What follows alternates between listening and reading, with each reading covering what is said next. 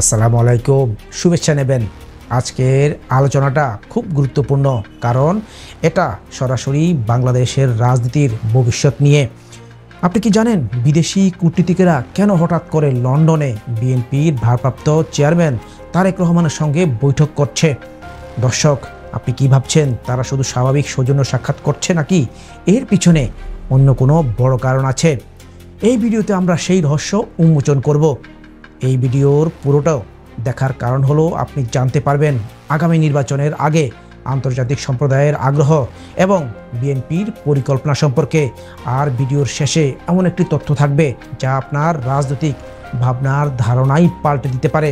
তাই পুরো ভিডিওটি মনোযোগ দিয়ে দেখবেন, যেন মিস না করেন। মূল বিশ্লেষণে যাওয়ার আগে একটা ছোট আবেদন, আরও এমন আকর্ষণীয় খবর পেতে আমাদের ফেসবুক পেজটি ফলো করে রাখুন অথবা ইউটিউব চ্যানেলটি সাবস্ক্রাইব করে ফেলুন। তো এখন আসুন বিশ্লেষণ শুরু করি।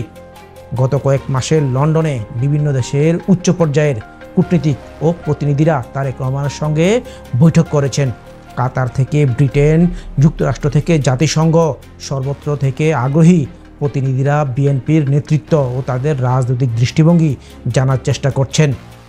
বাংলাদেশের আগামী দিনের নির্বাচন, বিএনপির জয়ের সম্ভাবনা নিয়ে তরুণদের মধ্যে ব্যাপক আশাবাদ দেখা গেছে।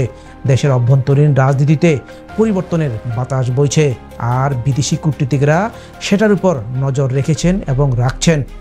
দর্শক, আপনি কি জানেন কেন এতদিন বিএনপির সঙ্গে বিদেশি কূটনীতিকদের সম্পর্ক ছিল শীতল? সেটা ছিল ক্ষমতাসীন দলের প্রভাব। কিন্তু এখন পরিস্থিতি বদলেছে। যুক্তরাষ্ট্রের প্রতিনিধি এবং অন্যান্য দেশের উচ্চ পর্যায়ের অতিথিরা তারেক রহমানের সঙ্গে সরাসরি যোগাযোগ করছে, যা বিএনপির গ্রহণযোগ্যতা বাড়ানোর লক্ষণ। ৩১ দফা সংস্কার পরিকল্পনা নিয়ে আলোচনা হচ্ছে, যা দেশের জন্য নতুন অধ্যায়ের সূচনা হতে পারে। দর্শক, শুরুতে বলেছিলাম যে ভিডিওতে একটি চমক আছে।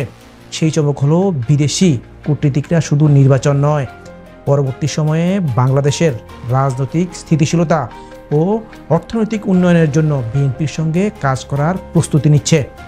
এটা ভাবার বিষয় যে রাজনীতিতে নতুন জোয়ার আসছে। আরেকটি প্রশ্ন হলো, অনেকেই মনে করছেন তারা এখনোই তারেক রহমানের মাঝে ভবিষ্যতের রাষ্ট্রপ্রধানের ছায়া দেখছেন বলেই সুদূর লন্ডনেই তাকে খুঁজে নিয়েছেন। তাহলে আপনাদের কাছে একটা প্রশ্ন, আপনি কি মনে করেন এই আন্তর্জাতিক সমর্থন বিএনপির জন্য কতটা গুরুত্বপূর্ণ? আপনার মতামত কমেন্টে জানাতে ভুলবেন না।